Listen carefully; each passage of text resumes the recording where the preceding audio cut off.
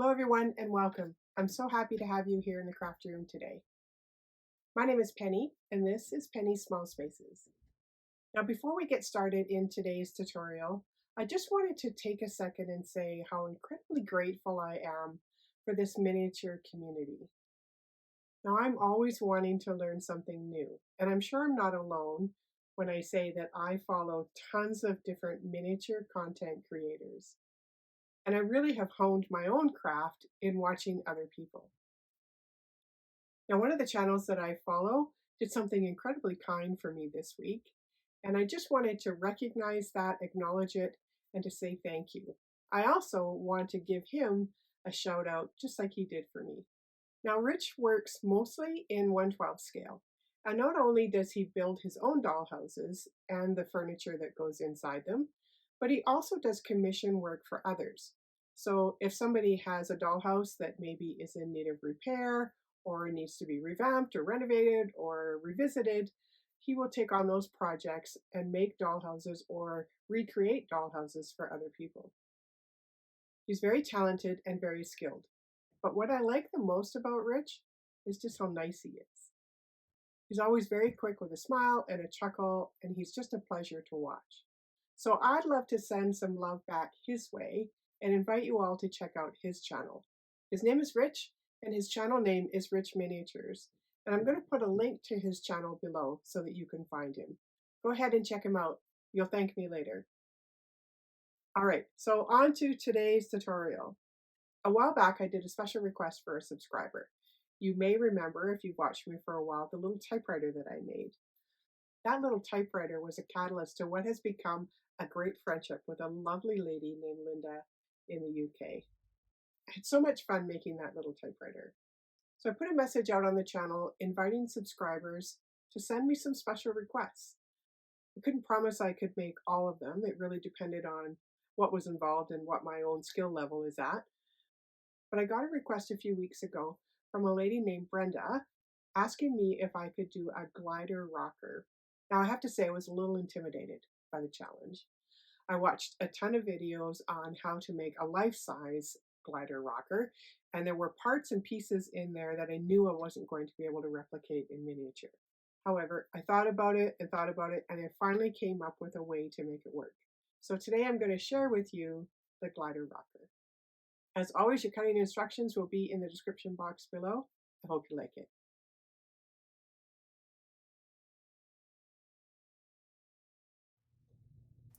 I'm going to start with the undercarriage. So I have my pieces A through E. So we have 2 pieces marked A, 2 pieces for B, 2 for C. For piece D, we need 4 of those pieces. And for piece E, I need 4 for each side. So a total of 8 of piece E. We'll need to drill some holes in most of these pieces. So I want to give you the measurements so you know where those holes should be drilled. So on piece A, we're going to come in 14 millimeters from each side. And then because this piece is 11 millimeters wide, we're going to draw a center line lengthways down that piece so that we can find the 5.5 millimeter mark. Where those lines intersect is where you'll need to drill your holes. For piece B, we're going to come in 5 millimeters from each end, and then we'll find the center line acrossways at 4 millimeters. Once you have those measurements marked, if you compare the 2 pieces together, that center section in between each of those crosses should be the same distance. Now the 2 pieces marked C are just going to be cross braces. We don't need to do any measuring on these pieces. So your 4 pieces marked D are your swivels, which will allow the glider to move back and forth. We need to mark in 3 millimeters from each side, and then again find the center point on the lengthwise, which should be about 2.5 millimeters. For the remaining 8 pieces marked E, you'll need to find the center point of each of those, which is going to be at 2.5 millimeters by 2.5 millimeters. I found this repair kit for eyeglasses at a dollar store, and it came with these Ziploc bags full of all these tiny little screws, and I'm going to be using those to make the swivels. So this particular case has multiple different sizes, but I did have a size that was just perfect for this project. Now, if you don't have these tiny little screws, you can use little nails that I would say probably the same size as you would hang a picture with. Or if you don't have those, you can also use just an ordinary sewing stick pin. Now, whatever you use has to be the same size as, or can be cut down to the same length as the width of two 3mm pieces plus that little tiny square marked E, which is 1.5mm. So in my case, I've got 6mm here, and then this tiny little guy makes it 7.5mm. So the shaft of that tiny little screw has to be at least that length. And if it's a little bit bigger, that's okay, but it can't be any smaller than that.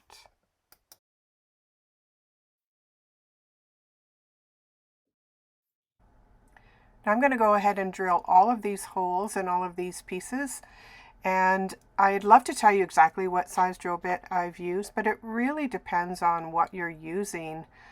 Whether it's a screw or a nail or a pin, they're all going to be different sizes. So I just compare the end of the drill bit to whatever it is that I'm going to be inserting into that hole and make sure that they're the same size.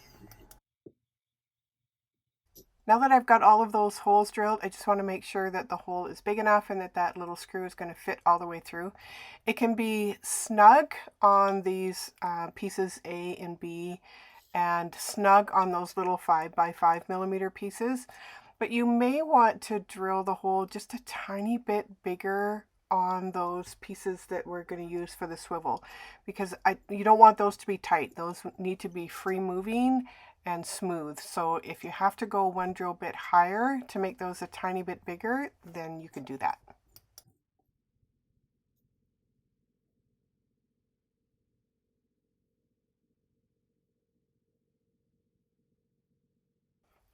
Going back to piece A, now these are the bottom stand. So this is what the whole rocker is going to sit on. And I don't want it to be just a triangle piece of wood. I want it to look a little nicer.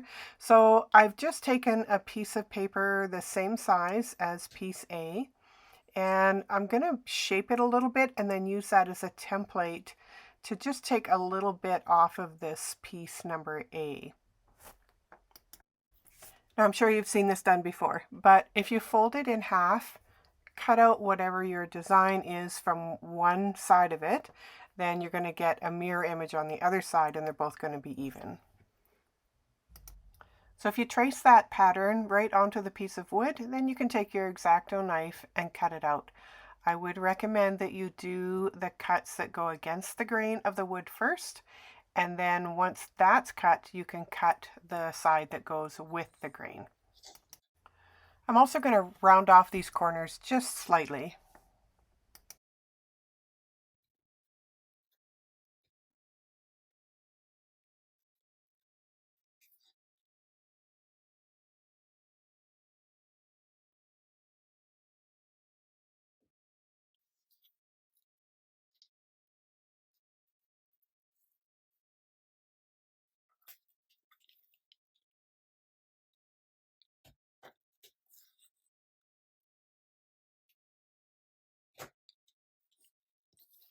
Now that I've cut those pieces away, I just want to sand it so that it's all nice and smooth.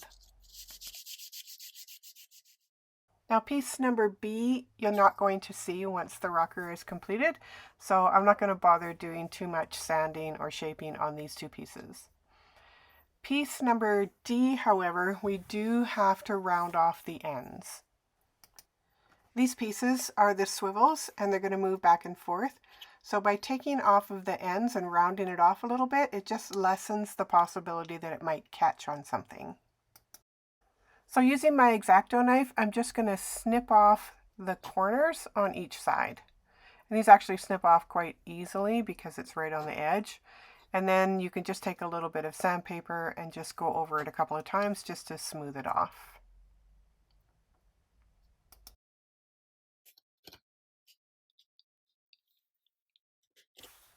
And we need to do that on all 4 of those pieces. For this piece marked E, I'm just snipping off the corners. I'm not going to sand it. This is a very thin piece, and I found that when I tried to sand them, they just ended up breaking on me. So I'm just going to snip off the corners and call it a day.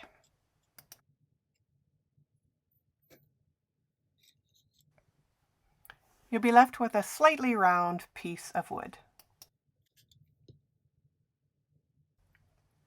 And while you only see 4 of these on my camera, don't forget that you actually will need 8.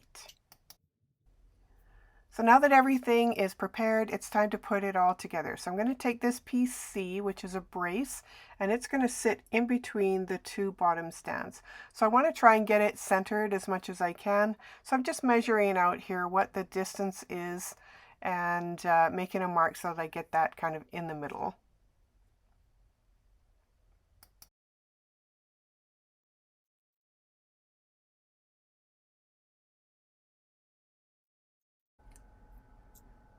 Now I couldn't decide whether or not I was going to put the swivels on first and then add the brace or the other way around.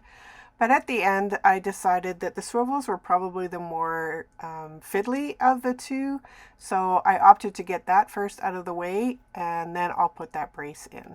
So I'm starting by just putting the screw from the outside of that bottom stand towards the inside. And I've laid them out here, the direction or the order that they're going to go into. So before I push the head of that screw all the way down, I'm just adding a little bit of glue underneath it so that it stays down.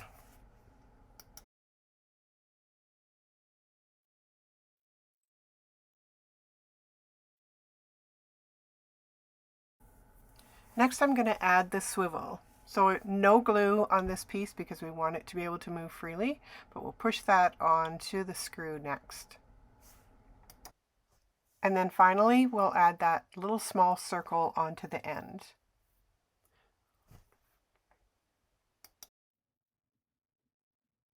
Once I got piece E in place, I added a little bit more glue to the top, and I glued, hopefully, the end of the screw onto that piece of wood. And hopefully that will never come off. I'm going to repeat that exact same process for the other side of this bottom rail, and then do the same thing on the other piece marked A.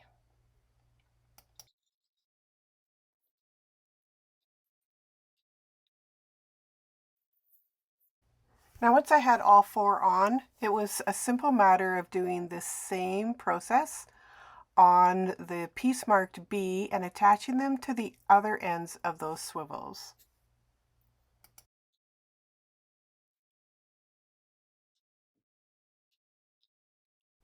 Now it was right about here that I realized that the bottom part of this one on the left is upside down.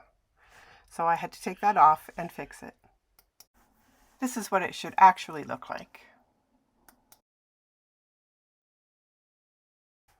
Now I can already tell that I'm going to have to put some stoppers or some little pieces of wood in there to stop it from going too far, because it certainly doesn't need to go all the way to the front and all the way to the back.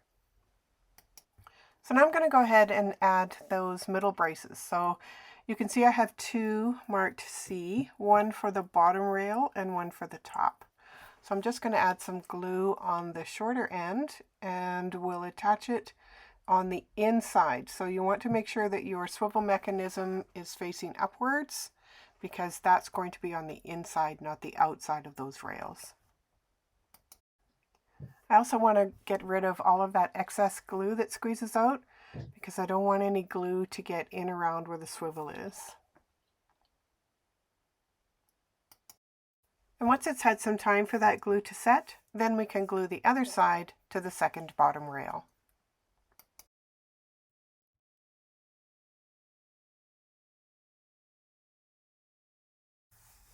And now you can add your second piece marked C in between the 2 upper rails.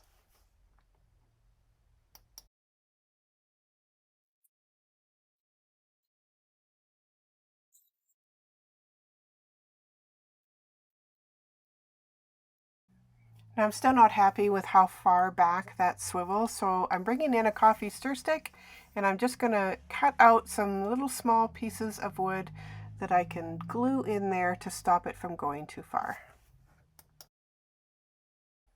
Here's a little close-up of what that looks like.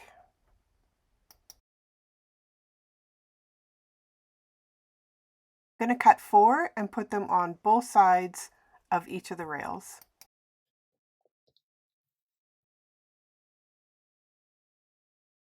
It's time to bring in piece marked F, and this is the base that the seat will sit on. So I'm just going to glue it on top of these 2 rails so that it closes off that bottom carriage.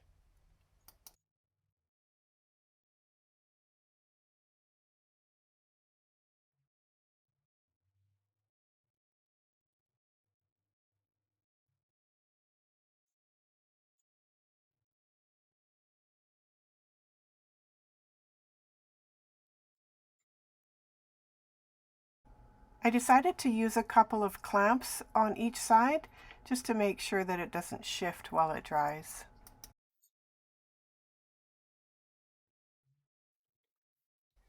All right, moving on to the chair. So I found some fabric in my stash that I think is going to work.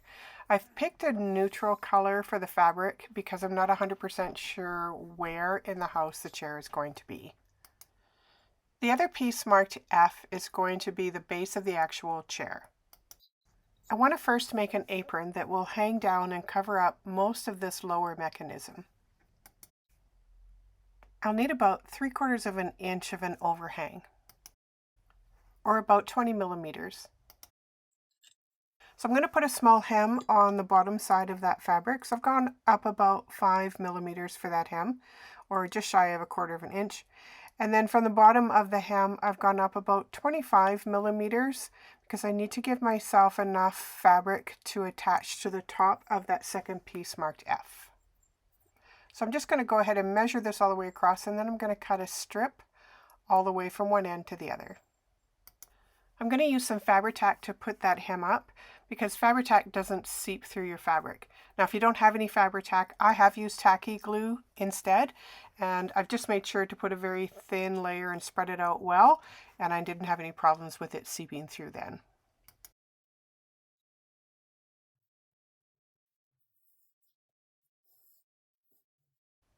I also use tacky glue on the piece of wood marked F so that I can put that fabric all the way around the edge.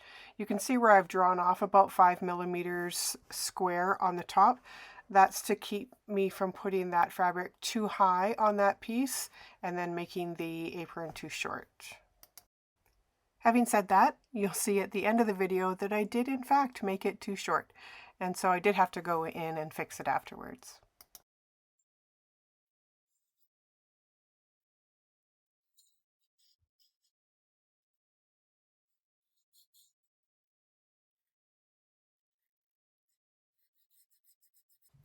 Once I had that first side attached, then I just carried on and glued it all the way around all 4 sides. I also went in and clipped off those big bulky corners.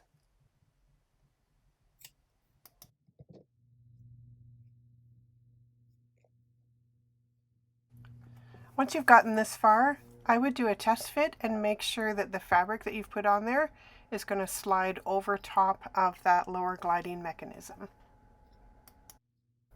I'm not going to glue that piece on just yet because I want to finish making the chair itself before I put it all together. Starting with the base of the seat, I first drew a rectangle that's 43 millimeters by 46 millimeters.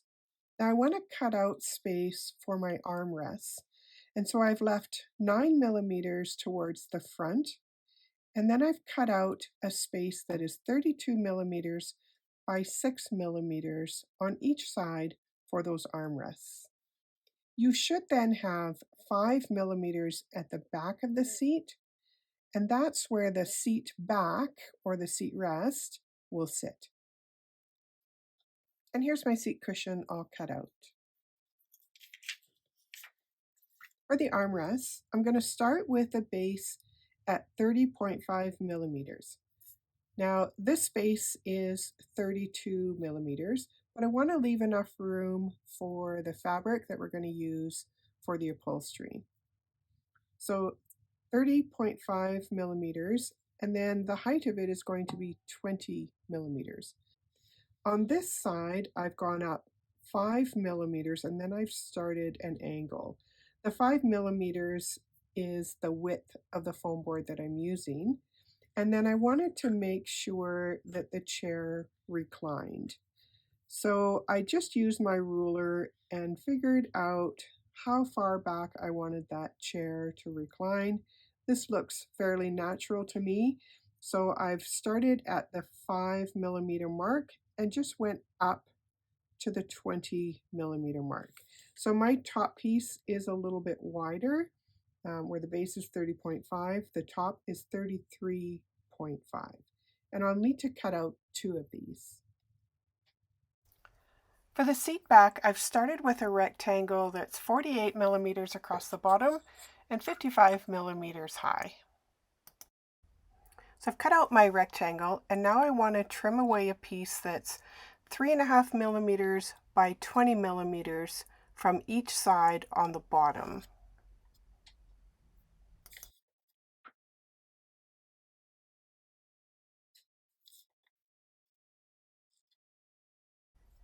Now when I fold that template in half lengthwise, I can then take a pair of scissors and I can shape the top wider section for the back of the chair.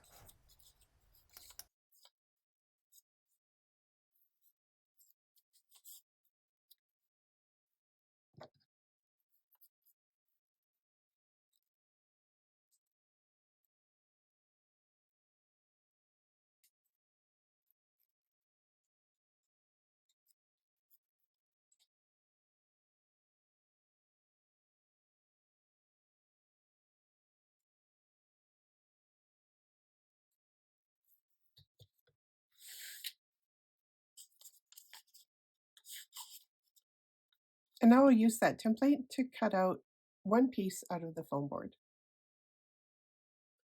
So now that I've cut out the backrest, I had to go in and I had to angle off the bottom so that it sat in a reclined position.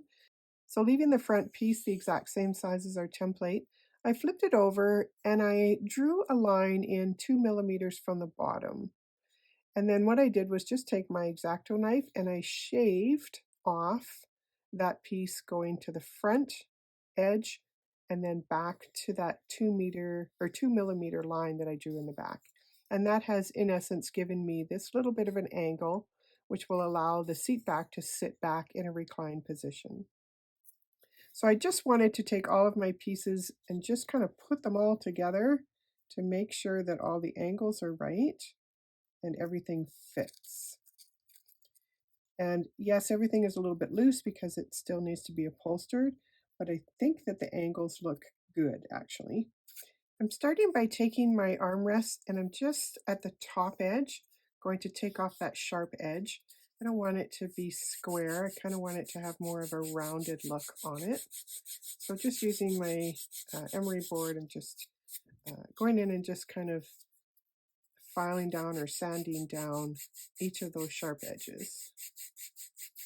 I'm also going to file off just the top edge of the front of the seat. Before I add the fabric, I'm going to add some batting. Now this is quilt batting that I have left over from when I used to do a fair bit of quilting. If you don't have any quilt batting, you can use like a Bounty paper towel. Sometimes the ones that are a little thicker, a little better quality work a little bit better, but those work as well. Or if you just have some old fabric laying around, as long as the color isn't darker than what your top layer will be, because you probably don't want that to show through. However, I'm going to use my batting because that's what I have. So first things first, I'm just going to glue these face down, and I put a T here for top, and I'm going to glue them face down onto my batting. Now I have to have enough room on the sides for it to go around both sides, but the rest of them will just have it on the top.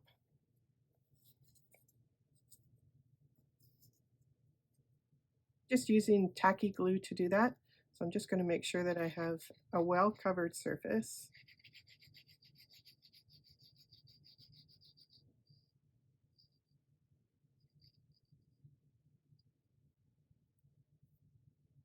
And I'll just lay that down. Same for the rest of the pieces. Okay, and once that glue is dried, then we just need to go in and cut away all of the excess.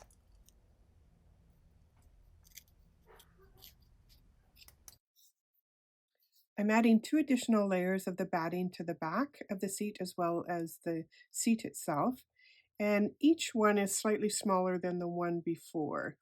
The only edge that I'm keeping the same is the bottom edge. So I'm going to go ahead and just add some glue. Spread that out a little bit.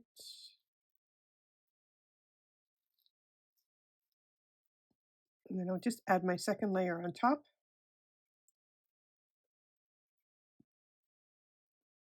And then a third layer, which is again a little bit smaller than the second one, but I am going to trim off a little bit of the bottom on this one.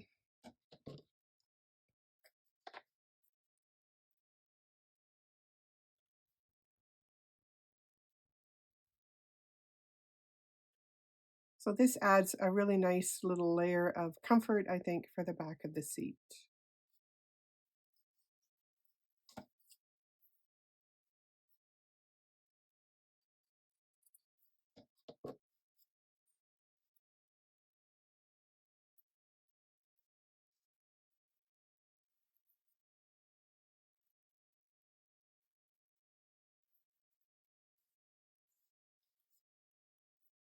So now I'm going to add the top layer of the fabric. And so all I'm going to do is take each of these pieces and I'll put the padded side down onto the wrong side of the fabric. And I'm going to cut away and leave enough fabric that it'll roll up and go about 1/4 of an inch onto the back.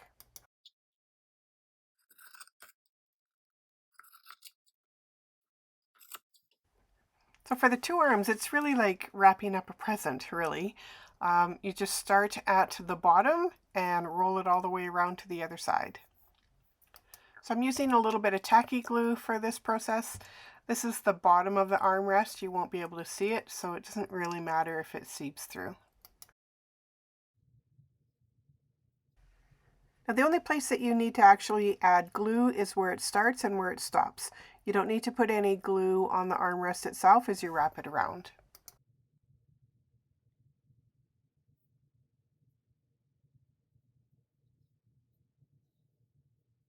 I'm going to cut off the excess here, and then you can just add a little bit more glue to the bottom and close it up.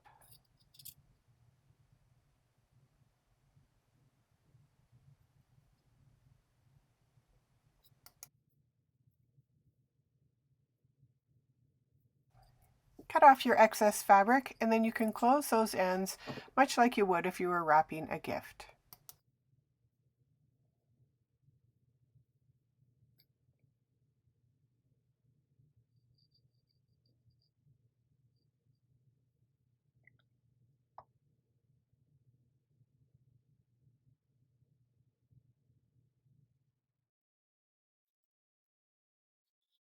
Now for the seat and the back, again, we're going to trim off all of our excess fabric, and then I'm just going to start pulling it up so that it wraps all the way around to the back, about 1/4 of an inch onto the back, and you can glue it down. Now for the seat, because of those little cutout areas, I did have to pull and stretch a little bit and snip from time to time to get that fabric to pull all the way around.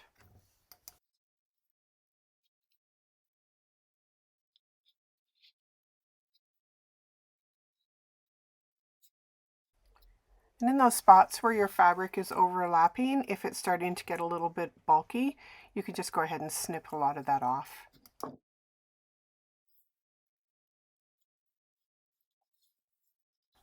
I have them all covered now, but I need to do one more step before I put it all together. As you can see, the back of the chair needs some work. This is the only piece that you'll actually see the back side of it. So I've just taken my template and I've cut out a piece of thin cardboard. So this is like a cereal box. And I'm going to cover that in the fabric as well.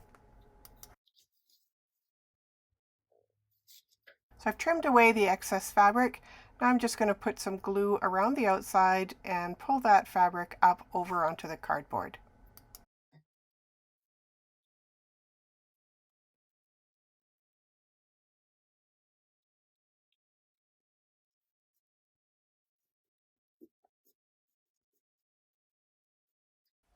And I'm going to take that piece and glue it right onto the back of the seat back. I may want to weight this down or clamp it so that it adheres nice and tight to the back.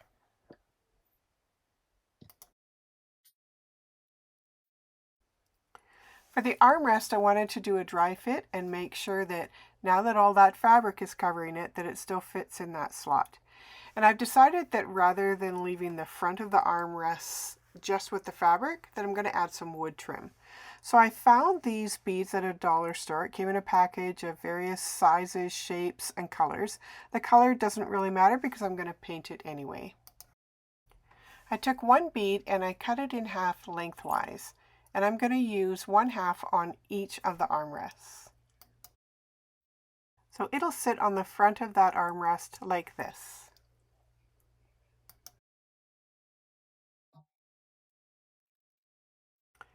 I'm going to paint these beads brown, but as you can see, they're pretty shiny.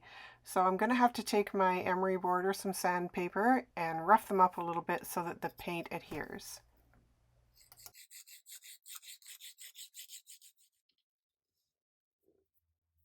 I think I'm finally ready to start putting it all together. So I'm going to start with the seat and I'm going to put that onto the base. So make sure that you've got the wider section towards the front, and it's going to glue on there nice and flush with the front of the base.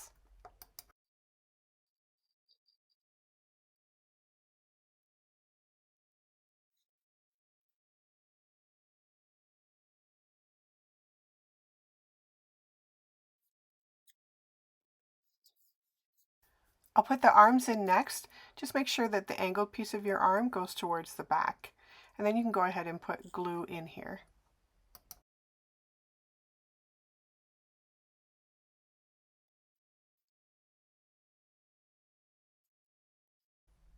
And I have tilted my arms outwards just a little bit so that they're not straight up and down.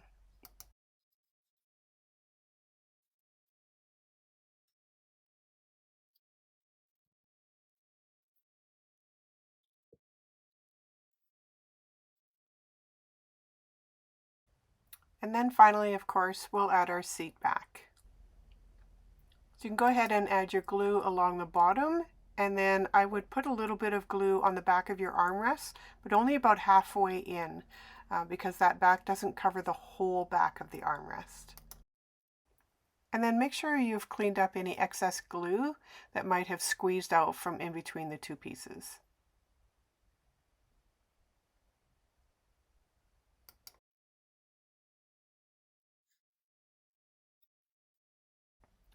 So I'm going to give my two little pieces of wood here for the front of the armrests a couple of coats of brown paint.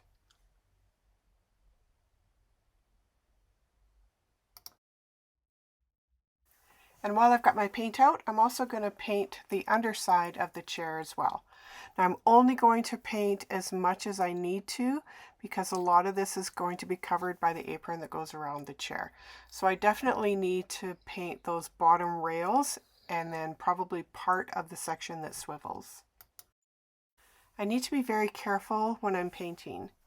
Because there's moving parts on this carriage, I don't want to paint too close to where the swivel is and then the paint dries and the swivel is stuck and it doesn't move. It would be like painting your window shut, right? As soon as the paint dries, you can't get the window open.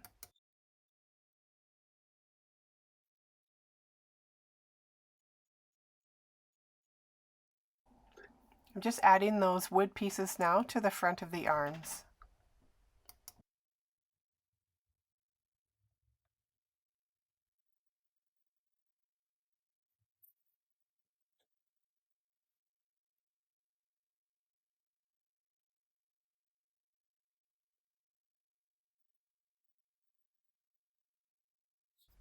To put the two pieces together, I'm just going to put some glue on the underside of the chair and then I'm going to put that over top of the carriage.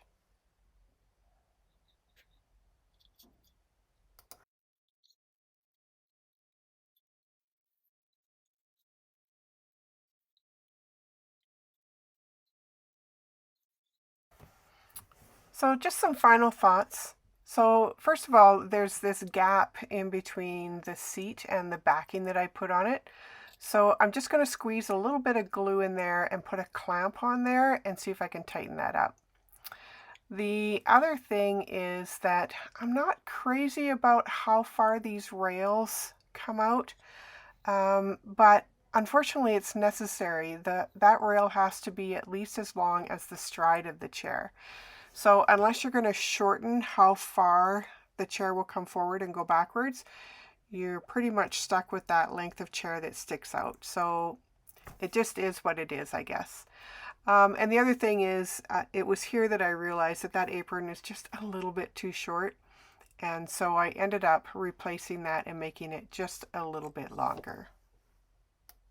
Overall, I'm pretty happy with how it turned out. The gliding mechanism worked better than I thought it was going to, so I'm pretty happy about that. So we've come to the end of the video, and as always, thank you so much for watching. Until next time, bye for now.